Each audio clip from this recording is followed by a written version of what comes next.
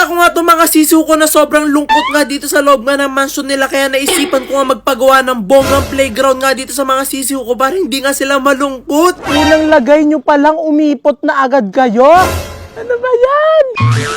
Hapon na nga nung naisipan ko nga lumabas dito para nga tumambay at bantayan nga itong mga sisiw ko dito nga sa bago nga nilang mansyon. Itong mga sisiw ko nga kasi lagi nagpapasaya nga sa akin kaya talagang sobrang gustong-gusto ko nga tumambay dito nga katabi nga nila. At kada tumatambay nga ako dito talagang lagi ko nga binibilang nga itong mga sisiw ko at sinecheck ko nga dito kung wala nga nawawala. At habang binibilang ko nga sila nagulat nga ako kasi meron nga ako ibang mga sisiw na nakikita na parang nga malulungkot. Di ko nga alam kung ano nga iniisip nga nitong mga sisiw ko nga na to at bakit nga sila malungkot. At dahil nga lagi nga sila yung nagpapasaya nga sa akin kaya naman hindi ako papayag na malungkot nga sila. Kaya talaga nag-isip nga ako kung ano nga yung gagawin ko para nga sumaya nga itong mga sisiw ko. Gagawan ko sila ng playground. Bigla nga pumasok sa isip ko na gawan nga sila ng malaking playground para nga makalabas man lang nga sila dito sa kanilang mansion at sumaya nga sila. Kaya naman agad-agad ko na nga kinuha nga itong susingan ng electric car namin at bumiyahin na nga kami at pupunta nga kami sa pinakamalapit na bilihan nga ng mga materyales para makagawa nga ng playground nga ng mga sisiw ko. Excited nga ako sa naisip ko nga na idea nga na to kasi gusto ko nga talaga makita yung mga sisiw ko na masasaya at talaga naglalaro. Kaya naman nung dumating na nga ako dito sa bilihan nga ng materials, dumiretso na agad nga ako dito nga sa bilihan nga ng mga fake grass. Para nga talaga mapabongga nga ang playground nga nitong mga sisiw ko nga kailangan ko nga bumili nga nito. Medyo nahirapan pa nga ako sa pagpili nga ng fake grass dito kasi mga nakikita ko nga talagang matataas nga yung mga damo. Maliliit lang kasi yung mga sisiw ko kapag nga itong binili ko talaga matatabunan nga sila at hindi nga sila makakatakbo. Pero kinalaunan nga rin nakakita na nga rin ako ng fake grass na talagang sakto-sakto nga sa mga sisiw ko kasi nga mababa nga yung damo nga nito. Dinamihan ko na nga yung pagkuha nga nitong fake grass nga na to para talagang malaki nga yung magawa nga namin na playground nga ng mga sisiw ko. Hindi nga lang fake grass nga yung binili ko, talagang bumili nga rin ako dito ng mga kung ano-ano pa nga mga halaman para nga mas lalo nga gumanda nga yung playground. Ako nga kasi nakaisip man ng ideya nga na to kaya talaga ako nga yung punong abala nga sa pagdidesign nga ng playground nga ng mga sisiw ko. At sa wakas nga nakuha ko na nga rin lahat nga ng halaman na kailangan ko. Tapos na ako mamili sa Encantadia. At hindi nga lang dito nga natatapos nga ang pamimili nga natin. Umikot pa nga ako dito na mga pwede pa nga ilagay nga natin sa playground ng mga sisiw ko. At sa pag-ikot ko nga meron nga ako dito nakitang mga lamp na talagang bagay na bagay sa playground ng mga sisiw ko. Yung gagawin ko nga kasi playground talagang open area nga yun eh, hindi naman pwede malamigan nga yung mga sisiw ko kaya kailangan nga nila ng ilaw. Dalawang lamp na nga yung binili ko para talaga mas mainitan yung mga sisiw ko habang naglalaro nga sila sa kanilang playground. At syempre dahil nga playground, ayan, syempre kailangan din natin ng mga laruan.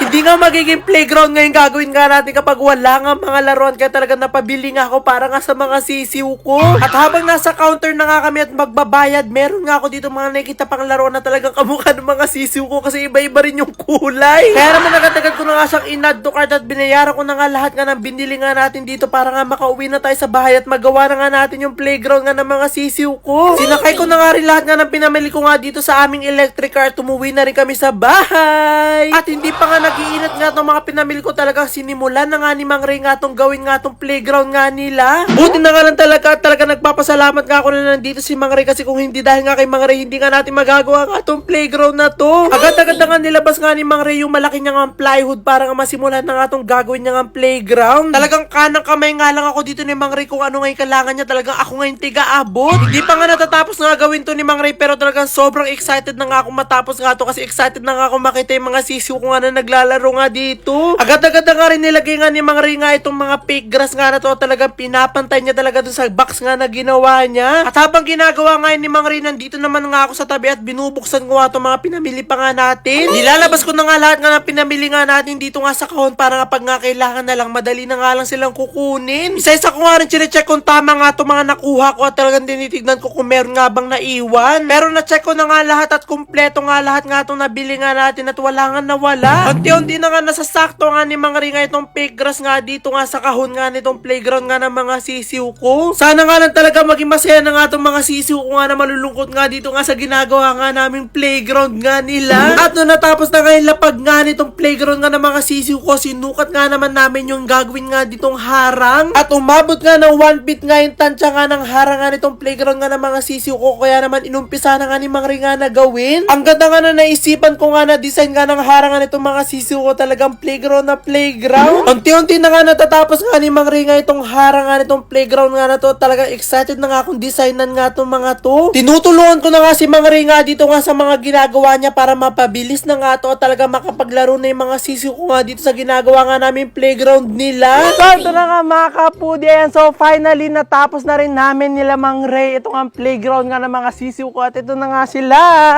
Ayan, so medyo mababa nga lang yung pinakaano nga lang nila para hindi lang talaga sila tumalon nga dyan kasi baka pag mababa yung pinakaharang, baka tumalon nga sila. Ayan, so pag natapos na nga yan, ang next naman natin na gagawin ay didesign na nga natin siya, lalagyan na natin siya ng mga laruan, syempre playground, tapos sa mga konting bulaklak, tapos yung ilaw nila kasi nga kailangan habang naglalaro sila, naiinitan pa rin sila. So tara na, i-design na natin to para mas lalong gumanda na ang playground ng mga sisiw ko. So tara na! At ito na nga, umpisa na nga natin ang pagpapaganda nga dito nga sa playground nga ng mga sisiw ko. Talaga pagmumukay talaga natin itong playground. Una ko nga nilagay nga dito nga sa gilid nga nitong playground nga ng mga sisiw ko. Ito nga dahon ko nga na meron nga bulaklak na puti. Ito pa nga lang yung nilalagay ko nga sa playground nila, pero nagagandahan na nga ako na sobra, talagang bagay na bagay nga to dito. Biglaan nga na itong mga design nga na ginawa ko nga dito sa playground nga nila, talagang hindi ko nga pinag-isipan. Tinignan ko nga lang kung saan babagay nga yung mga pinamili nga natin. At sa wakas nga napalibot na nga rin natin itong mga bulaklak nga na mahaba nga na nabili ko. Sunod ko nga nilagay ito nga ang bilog nga ng mga halaman na to. Talagang nahirapan pa nga ako dito kung saan ko sila ilalagay. Pero kinalaunan nga naisip ko nga silang ilagay nga dito nga sa dulo kasi nga dito nga sila bagay. At nung nalagay ko na nga yung mga halaman, inilagay ko na nga rin yung talaga magpapamukha nga ang playground nga dito. Itong mga laruan. Ewan ko na nga lang talaga kung paglalaruan nga to ng mga sisiw ko, pero titignan nga natin mamaya kapag nilagay na nga natin sila dito.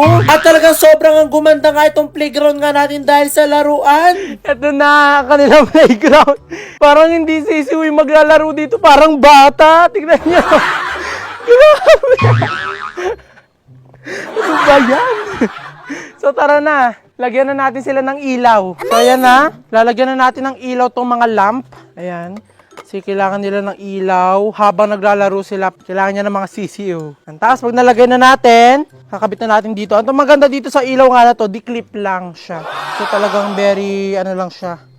Anytime pwede mo siyang tanggalin, anytime pwede mo siyang ikabit. Amazing! Ito na. Diba? Wow! So ayan, kapag nakabit na nga natin sila, ayan, so bubuksan na natin yung ilaw bago natin sila ilipat para hindi sila mabigla. Tapos pala, meron tayo ditong plato na binili. Ayan, so maglalagay din tayo dito ng kanilang snacks. May snacks! Pero ilalagay natin dito yung pagkain nga nila. Ilagay tayo dito, plato, plato, plato, plato. Ayan, tapos lagyan natin sila ng food. Ayan, so tara na, lagyan na natin sila.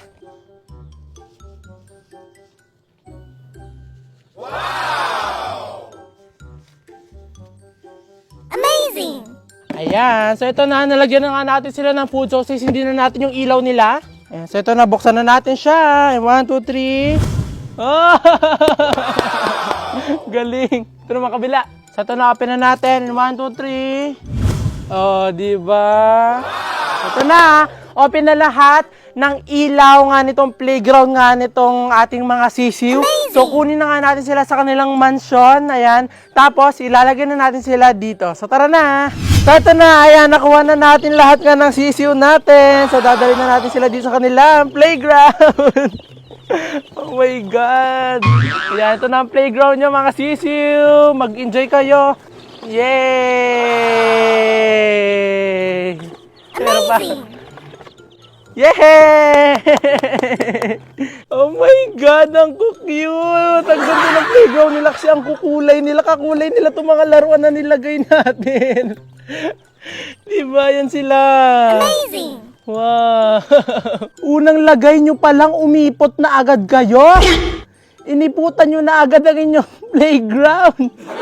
Ano ba yan? At nung nalagay ko na nga yung mga sisiw ko nga dito, talagang pagkalagay ko pa nga lang sa kanila, talagang iniputan na agad nila. At habang naglalaro nga dito yung mga sisiw ko nga sa playground nga nila, ako naman yung punong abala para nga maglinis nga nitong kulungan nga nila. Ito nga kasi yung oras ko na kailangan ko na nga linisan nga yung kulungan nga nila kasi medyo marami-rami na nga yung mga ipot nga dito sa loob. At habang naglilinis nga ako ng mansion nga ng mga sisiw ko, talaga sila nga dito enjoy na nga sa paglalaro nga dito sa playground nila. Ewan ko nga dito sa mga sisiw ko kasi yung mga nilagay ko nga na pagkain nga sa plato, tinatapon nga nila doon sa pinakalapag. Pero hinayaan ko na nga sila kasi nga mga bata pa nga itong mga sisiw ko nga. Pero ako nga dito talaga kabalang-abala sa paglilinis nga ng mansion nila. Inabot ko na nga yung mga luma nga nilang karton na nakatapal nga sa sahig nila at pinalitan ko na nga ng bago. At talagang nagmukha nga ulit bago nga yung loob nga ng mansion ng mga sisiw ko nung natapos ko na nga yung paglilinis. Kaya naman nung natapos ko na nga linisin nga tong kulungan nga nila, pumunta na nga ulit ako dito sa playground para nga tignan nga sila at panoorin nga sila naglalaro. At talagang nakakatanggal nga ng stress at pagod nga habang pinapanood mo nga sila kasi sobrang cute nga nila, tas iba-iba pa nga yung kulay. At talagang halatang halata naman dito sa mga sisiw ko na enjoy nga sila dito sa playground nila kasi talagang winawasak na nga nila dito yung mga design ko. At panoorin nyo nga itong mga ginawa nga ng sisiw ko nung nag-iwan nga ako ng camera sa loob nga ng playground nila.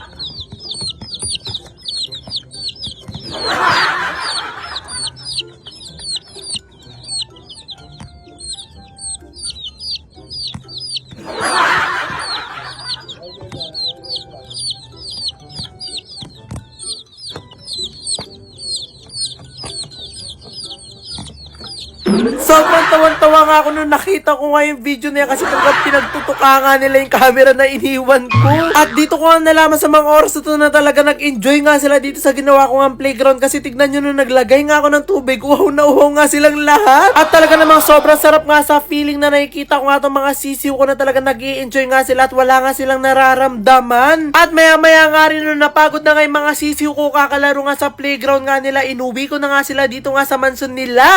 At talaga mukhang masaya nga rin itong mga sisiw ko na nakita nga nila na malinis na ulit nga yung mansion nga na tutulugan nga nila. At abangan nyo ang susunod na episode ng Sisiw Serye!